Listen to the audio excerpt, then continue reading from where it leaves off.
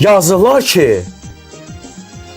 çətini evlənənə kimidir. Bunların belə fikrindən çıxır ki, mən evlənəndən sonra ananı atmalıyam. Belə çıxmasın, mən ailə quranda durub anamı atmalıyam, səni atmalıyam mən ana. Yox, atmalıdırsan. Bəs niyə elə yazırlar ana? Yəni elə ailə var, evi bir cür yəni xəssiyyətli olur da. Eləsi var, sən deyən kimi olur. Yəni evlənəndən sonra ananı atır, ailəsini tutur. Eləsi var deyir, arvaddan taparam, anamdan taxmaram.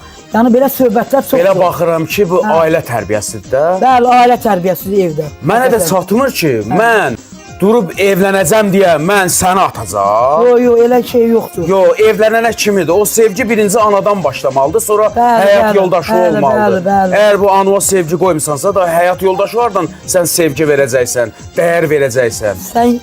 Sən yəni yaxşı oğul olsun, ailənin də öz yeri ayrı olmalıdır, ananın da öz yeri ayrı olmalıdır. Ay sağ ol. Bəli, belə olmalıdır. Ailədə belə tərbiyə görülməlidir. Elə şey olar ki, mən gedim evlənim, səni onun əyğına verim. Ay səndən mən taparam, olmaz. Aşığa dönərəm oğlum, gözəl oğlum. Bax, evlənəndən sonra anı ilə belə olasın, mənim balam. Amma evlənəndən sonra adam anasını atır. Elə şey olur. Olmaz, olmaz, olmaz.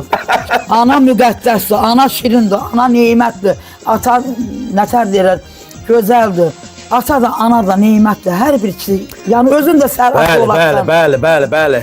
Ata olarsan sən də onu görəcəksən, sən də onu dadacaqsən evladına. Gərə bir ananı sevəsən ki, o sabah həyat yoldaşı da o sevgidən verəsən. Bəli, normal qadın da, həyat yoldaşı da birinci anaya dəyər verməlidir. Yoxsa ayrı seçkilik eləsin, evdə söz-söhbət olsun, elə şeylər düzgün deyil. Gedir ananı gəlinin ayağına, arvadın ayağına verək, olmaz. Deməli, o tərbiyə görməyib də. Bəli, o tərbiyə görməyib. Valla, mən şəxsən heç vaxt eləncə oğul olmaram. Elə oğul olduğum günə Allah məni öldürsün, heç yaşatmasın. Allah eləməsin, elə demə.